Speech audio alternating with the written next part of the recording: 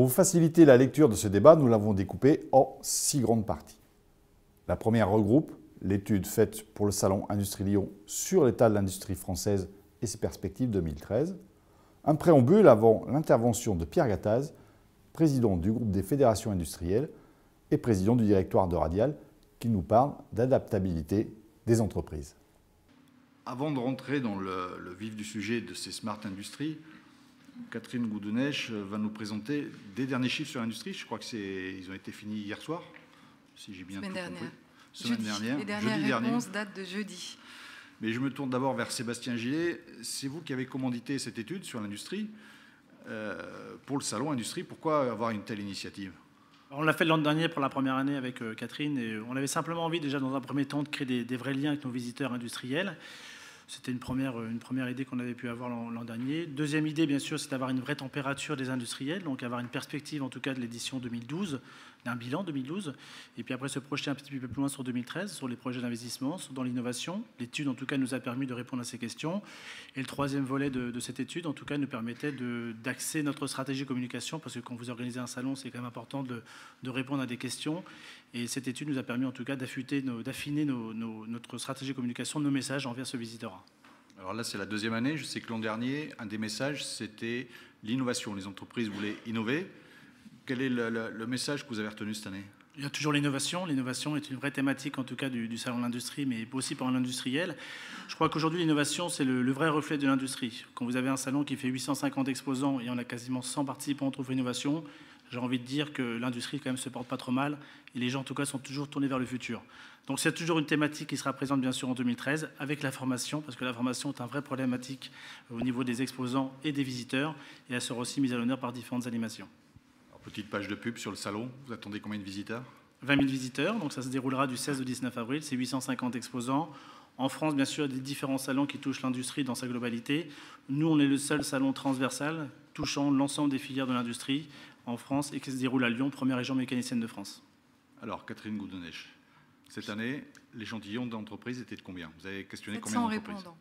700 répondants. 700 répondants qui sont en bureau d'études aussi, mais essentiellement donneurs d'ordre, industriels et sous-traitance.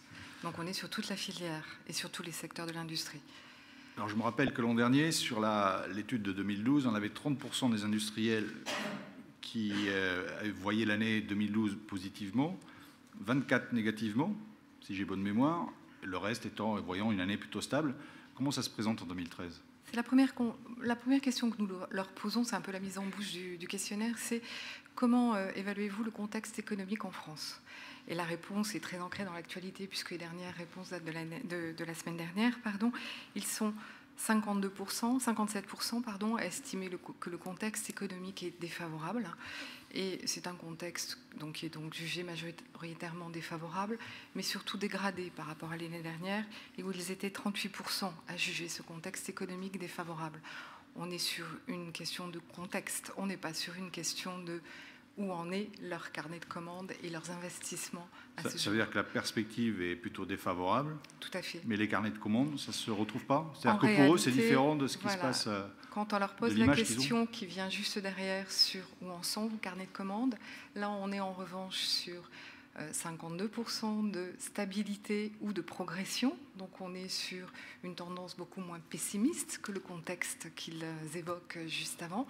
Et sur les investissements, on est à 62% de visibilité stable ou en hausse sur l'année prochaine. Donc là encore, on a un décalage entre la perception du contexte et la réalité de ce qui leur arrive.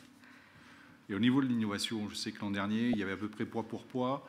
Les gens voulaient innover dans des nouveaux produits et puis ils voulaient innover dans les outils de production, dans la modernisation de leurs outils.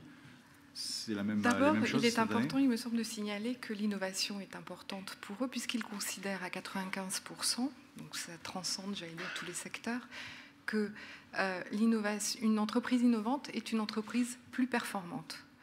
Ils sont 96%, donc la même chose, à avoir des projets d'innovation pour l'année prochaine.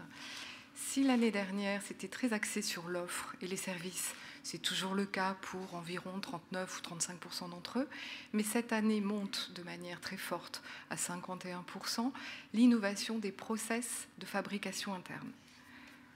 Qui prend le pas sur les produits. Qui prennent complètement le pas sur l'offre, les services, et il y a d'autres façons d'innover, mais c'est la notion phare et la plus grosse progression par rapport à l'année dernière. Alors, je sais qu'à chaque fois, vous avez une question surprise. L'an dernier, c'était l'image de l'industrie. Je crois que vous ne l'avez pas reposée cette année, c'est ça? Non, parce que ce n'est pas une question barométrique. Donc, on avait vu l'année dernière que l'image de l'industrie... Enfin, que pour eux, il est important que l'industrie en France ait une bonne image. Et pourquoi est-ce important pour eux? C'est important, ils le disent, pour leur motivation.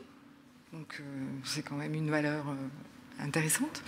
C'est important pour le recrutement. Et c'est important aussi pour la vision des pouvoirs publics. Voilà, donc c'est des vertus. L'image de l'industrie en France a pour eux plein de vertus. Cette année, on les a interrogés sur, pour eux, quels sont les points clés de la productivité. Et les réponses, en question ouverte. Ouais. Les réponses tournent autour d'une notion effectivement d'entreprise intelligente, parce que qui dit productivité dit beaucoup de notions pour eux qui vont de la compréhension de leur marché et de leur entreprise, où sont les points faibles, passe aussi par la formation et la motivation des salariés, par la production, mieux produire. Mieux produire, ça veut dire plus vite, avec plus de qualité et de manière plus automatisée, donc de manière plus économique. Et ça va aussi sur une vision très très globale de l'entreprise, de tous les flux, mais aussi l'économie d'énergie et quand même aussi l'économie sur le personnel. D'accord, j'ai noté dans vos réponses les mots formation, les mots adaptabilité, innovation. Ouais. On va pouvoir rentrer dans le vif du sujet sur les usines intelligentes. Pierre Gattaz, je vais commencer par vous. Je rappelle, vous êtes donc président du groupe des fédérations industrielles, mais également industriel en tant que président du directoire de Radial. Pour gagner en efficacité, en compétitivité, les entreprises, est-ce qu'elles savent s'adapter en France? En fait, est-ce qu'on est assez darwinien en France? Je crois qu'il faut, oui, il faut. En fait, on évolue entre deux marchés roulants, deux tapis roulants. Le tapis roulant des marchés qui évolue toute la journée, comme on le voit dans les smartphones, dans tous nos marchés, et le tapis roulant des technologies en amont. Et l'entreprise est entre ces deux tapis roulants, qui est un système qui évolue lui-même dans le monde avec ses crises. Donc, il est fondamental qu'une entreprise, qu'elle soit industrielle ou pas d'ailleurs, puisse s'adapter en permanence. Et je crois qu'on vient de sortir d'une grande négociation sur la flexisécurité, me paraît être des axes très forts pour adapter continuellement nos entreprises à ce monde qui bouge, à ces marchés qui bougent, et il faut le voir de façon positive. Pourquoi il faut le voir de façon positive? Parce qu'on a tendance à broyer du noir toujours en France. Vous disiez qu'il faut avoir le sourire pour parler de l'industrie, et je l'ai, mais les Français, nous avons 4 grands défis à relever. Nous avons le défi de la moitié de l'humanité à équiper. C'est quand même extraordinaire, si vous voulez. Vous dites qu'il y a toute l'Asie, il y a l'Amérique latine, il y a les BRIC. Bon, il faut savoir que certains pays comme l'Allemagne en profitent largement. Ça, c'est le premier point. Deuxièmement, on a 300 millions d'Européens à finir de construire, un marché énorme. Je crois que là, il y a beaucoup de travail. Vous avez toutes les filières du futur à construire. Et là, nous sommes industriels au premier chef. Les filières de la sécurité, de la santé, de la mobilité, du développement durable, de l'efficacité énergétique. Pour faire fonctionner tout ce petit monde, il faut des réseaux au débit numérique, et puis il faut des réseaux électriques intelligents, et puis il faut de l'efficacité énergétique. Ce sont des logiciels, ce sont des capteurs, ce sont des connecteurs, ce sont des câbles, ce sont des semi-conducteurs, ce sont des matériaux, ce sont des plastiques, ce sont des textiles intelligents. Tout ça, si vous voulez, ce sont des choses qu'il faut que nous, industriels, nous construisons. Et il faut se prendre en main, c'est de l'innovation. C'est, au sens large, c'est de l'excellence opérationnelle, et ce sont des défis absolument magnifiques. Alors, après, vous avez les ruptures technologiques qui apportent aussi des opportunités, comme rupture dans le numérique, rupture dans l'électrique, rupture démographique, qui sont là encore de merveilleuses ruptures permettant à des industriels comme nous de s'engouffrer si nous sommes suffisamment aptes à le faire. Et en France, on est assez darwinien? Oui, là-dessus. Alors, pour être encore plus darwinien, je pense il faut qu'on travaille. Je crois qu'il y a 2 concepts qui sont un peu théoriques, mais que je vais rappeler. Vous avez la compétitivité coût, la compétitivité hors coût. La compétitivité coût, c'est ce qu'on nous sert. On subit le coût du travail, le coût de la fiscalité, le coût de l'énergie, le coût des matières premières, le coût de l'euro. Quand vous êtes dans l'aéronautique, vous avez un marché qui est libellé en dollars. Moi, je livre des connecteurs ici présents de Château-Renaud à Toulouse en dollars. C'est quand même extraordinaire, ça. Bon. Alors, quand l'euro est très fort et quand le dollar est très faible, eh bien, je me retrouve en effet avec un prix de vente qui est diminué par rapport à mes coûts qui sont en euros. Donc ça, c'est ce que nous demandons quasiment au gouvernement, de nous servir un environnement français qu'on pourrait appeler business-friendly. Monsieur le gouvernement, faites-nous une fiscalité, faites-nous un coût de l'écologie, faites-nous un coût du travail qui soit compétitif parce que notre marché est mondial. Bon, ça c'est le premier point. Et puis ensuite, il y a tout notre problème à nous. Alors, moi, je l'ai résumé au niveau de ma société radiale. Hein. Il y a 4 grandes choses qu'il faut qu'on fasse. Vous avez toute la grande partie de l'innovation. Vous avez toute l'excellence opérationnelle, parce que quand vous innovez, il faut savoir produire derrière. Et puis ensuite, il faut savoir livrer, il faut savoir facturer, il faut savoir récupérer l'argent. On n'a pas fini avec l'idée seulement, ça ne suffit pas. Donc vous avez l'innovation, vous avez l'excellence opérationnelle, les procédés, les matériaux, le travail, la robotisation, l'automatisation. Ce sont des sujets extrêmement importants. Les matériaux, c'est quelque chose qui nous permet justement d'être différenciateurs, de nous différencier par rapport et de nous adapter. Ces petits connecteurs que j'ai ici étaient en bronze il y a 40 ans, sont passés en inox, en alu, en zamac, et maintenant c'est du plastique, c'est du composite. Donc si vous voulez, ça permet de se distinguer par rapport aux Chinois ou aux Indiens. Ensuite, vous avez 3e grand critère, facteur clé, le positionnement stratégique, client, l'intimité client. Alors ça, c'est très important parce que vous avez des marchés qui sont partis en Chine, les télécoms, je connais bien les télécoms, je faisais 70% de mon chiffre dans les télécoms, c'est un marché qui est parti avec des baisses de prix effroyables, moins 10% par an, beaucoup de morts, beaucoup de blessés, beaucoup de restructurations. C'est un marché qui est peut-être moins favorable pour les gens comme nous, Français. Et puis, vous avez le 4e point, qui est l'homme. Alors, l'homme, c'est important. C'est quoi? C'est de mobiliser nos hommes, nos femmes, de les rendre employables, de les mobiliser à travers des projets comme le Lean, qui sont des projets d'adaptation permanente et qui permettent, voilà, les 4 facteurs endogènes que nous pouvons maîtriser et qui nous permettent de relever les défis du futur. Alors, comment on peut aider les entreprises françaises? Vous parlez souvent qu'il fallait passer d'une logique de pompier à une logique d'architecte. Est-ce que vous pouvez nous dessiner un plan, une ébauche? Je crois, si vous voulez, qu'il faut d'abord faire un environnement, il faut que l'économie rentre en France. On a parfois l'impression, si vous voulez, que les règles de base de l'économie mondiale qui sont aujourd'hui appliquées en plus par les Chinois, les Indiens, les Russes, il faut des commandes pour faire du social ou du sociétal ou de l'environnemental, c'est la clé de base. Vous avez des commandes, vous embauchez, vous innovez, vous n'avez plus de commandes, ça ne marche plus. Ensuite, pour faire de la croissance, il faut des entreprises. Ensuite, il faut des entrepreneurs pour piloter les entreprises. Et il faut des hommes et des femmes pour faire que l'aventure humaine marche et fonctionne. Voilà. Et ça, si vous voulez, je crois qu'il faut que cet environnement économique qui existe partout dans le monde, et Hong Kong, Singapour, aux États-Unis, alors avec des forces, des faiblesses. Mais en France, on a l'impression, en effet, qu'on est un peu lourd sur tous ces sujets-là. Et je pense que c'est parce que les gens ne connaissent pas bien les règles de l'économie, de la mondialisation. Et il faut la faire entrer par beaucoup d'explications pour créer des emplois, de la richesse, de la croissance. C'est un long travail de pragmatisme, de discours, à mon avis, qui doit être extrêmement simple, extrêmement facile, mais qui doit rentrer dans les mœurs. Ça, c'est le premier point.